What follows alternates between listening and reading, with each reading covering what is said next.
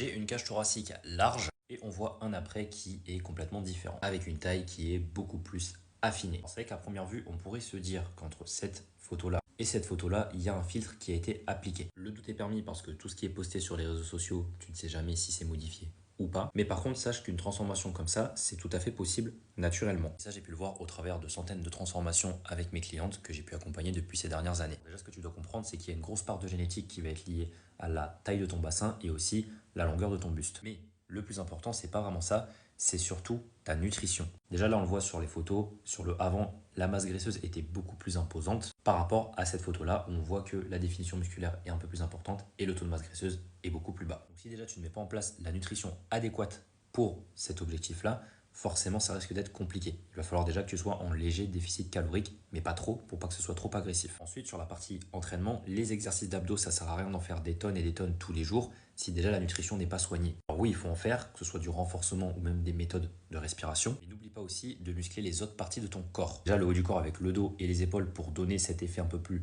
large en haut et plus fin sur le bas au niveau de la taille, mais aussi le bas du corps avec notamment tes fessiers, donc grand, moyen, petit fessier, plus les cuisses, pour donner en fait cette impression de physique en X. Et ça, si tu veux, ça va renforcer cet effet de taille fine.